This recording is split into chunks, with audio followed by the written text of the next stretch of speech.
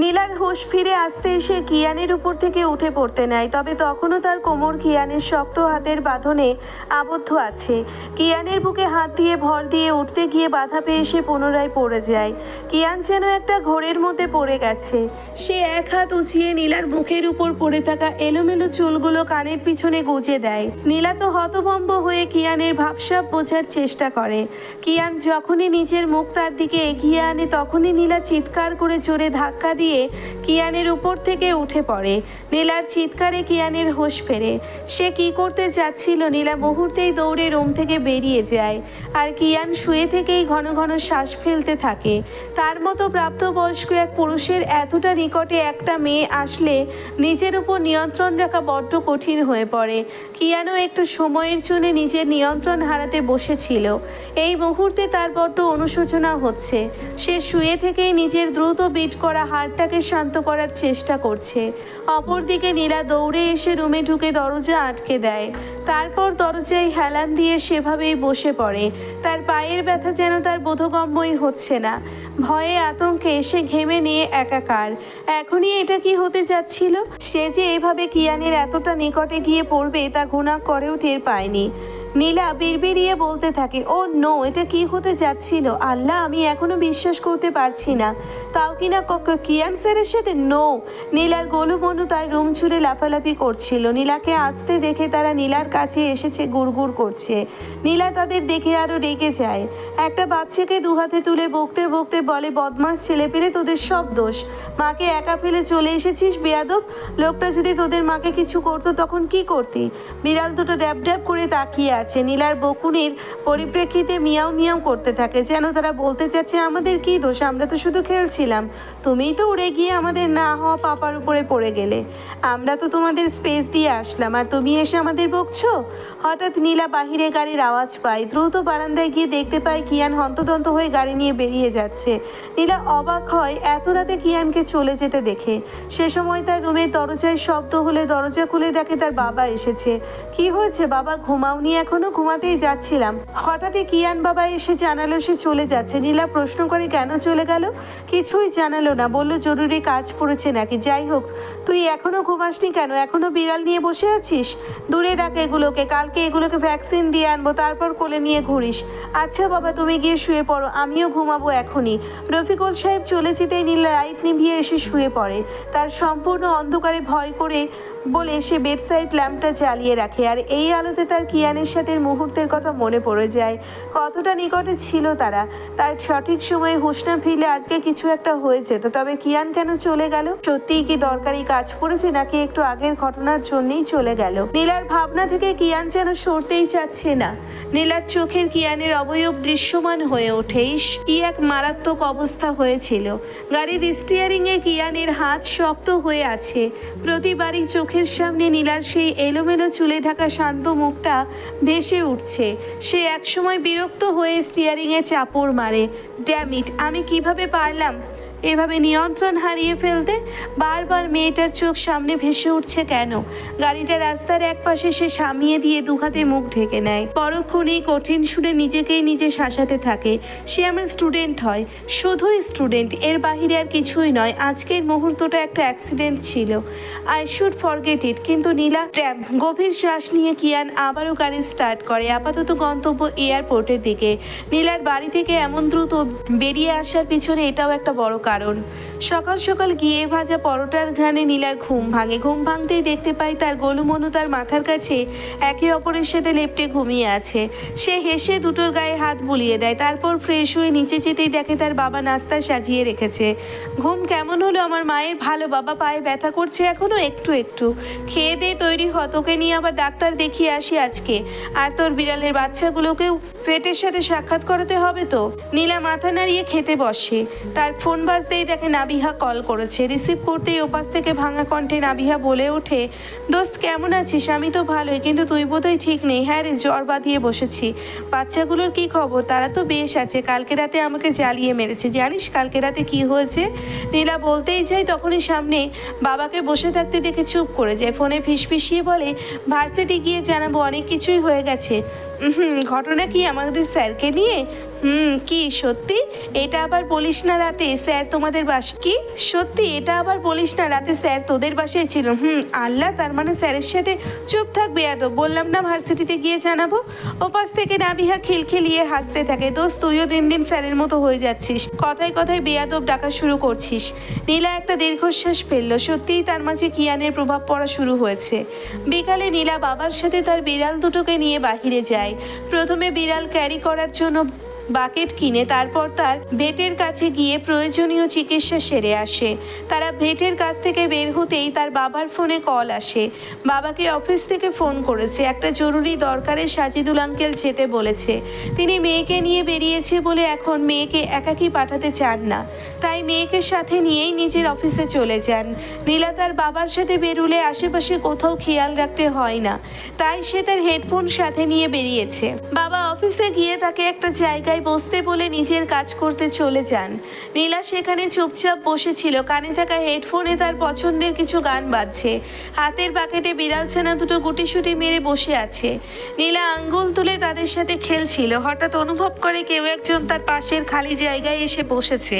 নীলা পাশ ফিরে দেখে একটা ছেলে তার দিকে তাকিয়ে হেসে মাথা নাড়িয়ে রেখেছে। ইশারায় তাকে বলছে হেডফোন খুলতে। নীলা ভ্রুকুচকে হেডফোন খুলতেই ছেলেটি হাত বাড়িয়ে রেখে বলে, হাই, আমি শান্ত। নীলা হাত না মিলিয়েই বলে, তো? ছেলেটির মুখ ভোঁতা হয়ে যায়। সে হাত নামিয়ে বলে, আপনার পরিচয়? জেনে কি কাজ? এমনি পরিচিত হলে ভালো লাগবে। আমার ভালো লাগবে না, আমি আননোন কারোর সাথে কথা বলতে আগ্রহী নই। নীলা পুনরায় হেডফোন পরে নিয়ে নিজের মতো বসে থাকে। তবে তার পাশে বসা ছেলেটি তার দিকে গভীর দৃষ্টিপাত করতে থাকে। তার দৃষ্টিতে কোনো নমনীয়তা প্রকাশ পাচ্ছে না, বরং গভীর দৃষ্টি নিক্ষেপ করে যেন নীলাকে চোখ দিয়ে গিলে ফেলার প্রচেষ্টা চালাচ্ছে। নীলার বেশ অস্বস্তি হচ্ছিল। ছেলেটির গভীর দৃষ্টি সে নিজেও অনুভব করতে পারছে, তাই সে বিরক্ত হয়ে উঠে যায়। হাতের বাকেট নিয়ে সামনের দিকে আঘাতে নিলে গত রাতের মতো পড়ে যেতে নেয়। তখনই ছেলেটা এসে থেকে পেছন থেকে আটকে দেয়। তবে ছেলেটির হাতের ছোঁয়ায় নীলার গা ঘিনঘিন করে ওঠে।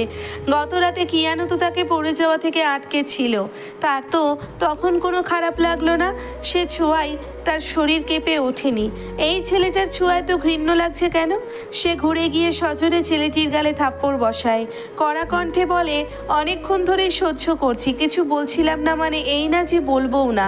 আমাকে সাধারণ মেয়ে ভাববি না। আমার কিন্তু মুখের সাথে হাতটাও ভালোই চলে। চোখ দুটোকে সামলাতে না পারলে সার্জারি করে উঠিয়ে ফেল। তবুও এই নষ্ট চোখের দৃষ্টি দিয়ে কোনো মেয়ের দিকে তাকাবি না বেয়াদব। নীলা রাগে দৃষ্টি নিক্ষেপ করে চলে যায়। ছেলেটি তখনও গালে হাত দিয়ে লাল চোখে সেদিকেই তাকিয়ে থাকে। নীলাকে যেতে দেখে ঠোঁট বাঁকিয়ে মুখে আওড়ায়, ইন্টারেস্টিং মিস অ্যাটিটিউড। শুধু তো একটু কথাই বলতে চেয়েছিলাম, আর এখন তোমার নরম হাতের ছোঁয়ায় তোমাকে কাছে পাওয়ার নেশা জেগেছে। একবার তোমার হাতের মুঠোয় পাই, তারপর বোঝাবো এই শান্ত চৌধুরী কি জিনিস। সামনের একজন গার্ডকে ডেকে নীলার পরিচয় জিজ্ঞাসা করতেই বলে, উনি তো রফিকুল স্যারের মেয়ে, মাঝে মাঝে এখানে আসে বাবার সাথে। নীলাকে থমথমে মুখে আসতে দেখে তার বাবা বলে, কোথায় গিয়েছিলি তুই? এমনি বাবা, বাইরে হাঁটছিলাম। পায়ের উপর চাপ দিতে না করিনি? ঠিক আছি তো আমি। তখনই সাজিদুল শেখদার তাদের সামনে এসে দাঁড়ায়। ওনাকে দেখে নীলা একটু অপ্রস্তুত হয়ে পড়ে। মনে পড়ে সেদিন পরিবার সহ তাদের বাড়িতে যাওয়ার পরও নীলা যেভাবে অপমান করলো, তারপর ওনার সামনে মুখ দেখানো লজ্জার। নীলা একটু আড়ালে যেতে নিলে তিনি মুচকি হেসে বলেন, কেমন আছো মা? নীলা মাথা নামিয়ে বলে, আলহামদুলিল্লাহ ভালো। আপনি কেমন আছেন আঙ্কেল? আমিও ভালো আছি মা। শুনলাম তুমি পায়ে ব্যথা পেয়েছো। সাবধানে গাড়ি চালাবে তো। সোহান তো তোমার কথা শুনে দেখার জন্য লাফাচ্ছিল। সোহানের কথা শুনে নীলার মুখ চকচক করে ওঠে। নীলা অল্প হাসে, কিছুই বলতে আর পারছে না সে। নীলার অস্বস্তি লক্ষ্য করে সাজিদুল সাহেব নীলাকে আর কিছুই বলেন না। তিনি রফিকুল সাহেবকে বলেন, শোন রফিক, একটা কথা তোকে জানানোর ছিল। বিষয়টা বলবো বলবো করে বলা হচ্ছিল না। খারাপ কোনো সংবাদ নাকি? কিভাবে যে বলি। কিছুদিন ধরে শুনছিলাম অফিসের কয়েকজনকে ট্রান্সফার করা হবে, সম্ভবত সেখানে আমাদের নামও আছে। নীলা তো শুনে অবাক হয়ে বাবার দিকে তাকায়। তিনিও নীলার দিকে তাকাতেই নীলার ছলছল চোখ দেখতে পায়। মেয়েটা যে কেন এত ইমোশনাল। তিনি নীলাকে উপেক্ষা করে বন্ধুকে বলেন, চেঞ্জ করা যায় না? এত বছর ধরে এখানে কাজ করছি, আবেদন দিয়ে দেখি না হয় দিতে পারিস, তবে কাজ হবে নাকি বলতে পারছি না। আমার তো না হয় সম্পূর্ণ পরিবার এখানে একসাথে থাকে, কিন্তু তোর তো। নীলা মন খারাপ করে একাকী এগিয়ে যায়। রফিকুল সাহেব দীর্ঘশ্বাস ফেলে বন্ধুকে বিদায় জানিয়ে চলে আসেন। বছরখানেক ধরেই ট্রান্সফারের কথা হচ্ছিল ওনার, তবে তিনি তা বারবার নাকচ করছিলেন। কিন্তু এবার বোধহয় আর তা সম্ভব হবে না। নীলা গাড়ির কাছে এসে দাঁড়িয়েছিল। বাবা আস্তে এসে ফোপাতে থাকে। তিনি মেয়েকে বুকে টেনে নিয়ে বলে, বোকা মেয়ে, এখনো তো সিদ্ধান্ত হয়নি, বাচ্চাদের মতো কান্না জুড়ে দিয়েছে, সবাই কি বলবে? নীলা ফুপিয়ে বলে, আমি কিন্তু তোমার সাথেই যাব, তুমি যেখানে যাবে আমিও সেখানেই থাকবো, আমাকে একা রেখে যেতে পারবে না তুমি। তিনি হেসে বলেন, ঠিক আছে, আগে সময় হোক, পরে সিদ্ধান্ত নেওয়া যাবে, এখন বাসায় চল। কিয়ারা কোথায় তুই? কিয়ান ভাইয়া তুমি এসেছো? তোমার অপেক্ষায় কালকে থেকে বসে আছি। কালকে আসবে না কেন? কালকের কথা বলতেই কিয়ানের রাতের কথা মনে পড়ে। সে নিজেকে সামলে গলা খাকারি দিয়ে বলে, ওই তো, এটা কাজে আটকা পড়েছিলাম। আয়ান কোথায়? ও একটু আগেই বেরুলো, বলল কি একটা কাজ আছে। তোরা তো কালই বিদেশ থেকে ফিরলি, আজই এখানে তার কি কাজ পড়ে গেল জানি না তো, আমাকে বলেনি, শুধু বললো কি একটা কাজ পড়েছে। কিয়ান একটু চুপ করে থাকে। কিয়ারা তার খালাতো বোন হয়, বয়সে প্রায় কাছাকাছি বয়সের বলে দুজনের মধ্যে বন্ডিং অনেক ভালো। বছরখানেক হলো আয়ানের সাথে তার বিয়ে হয়েছে। সেই সময় কিয়ান বিদেশে ছিল, তাই বিয়েতে উপস্থিত থাকতে পারেনি। কিয়ারার বিয়ের পর আজ প্রথম তার সাথে আয়ানের সরাসরি দেখা হবে।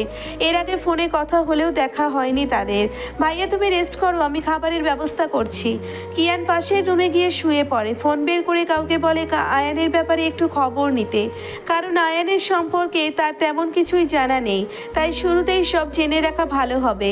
আয়ান বিদেশের মাটিতে কিসের যেন কাজ করতো, সেসব বিষয়ে তার সঠিক জানা নেই, তবে ছেলেটি যেন বয়সের তুলনায় একটু বেশিই প্রতিষ্ঠিত, এটাই তার ভাবনার বিষয়। তার এত ইনকামের উৎস কি?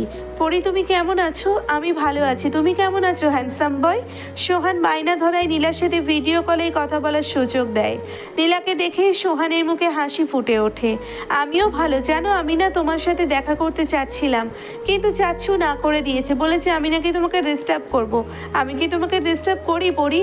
মোটেও না পাখি, তোমার চাচ্ছু পচা, তাই মিথ্যে বলেছে। চাচ্ছু মিথ্যু? কি রে, কার কাছে আমার বদনাম করছিস? কিয়ানকে দেখে সোহান সোজা গলায় বলে, পরির কাছে। পরি বলেছে তুমি মিথ্যুক, আমি পরিকে মোটেও ডিস্টার্ব করি না, তুমি জিজ্ঞাসা করে দেখো। ফোনটা সোহানের হাত থেকে ঘুরে কিয়ানের হাতে আসতেই সময় যেন এক মুহূর্তের জন্য থমকে গেল। স্ক্রিনের ওপাশে দাঁড়িয়ে থাকা মানুষটাকে দেখে নীলার বুকের ভেতরটা অকারণেই ধক করে উঠল।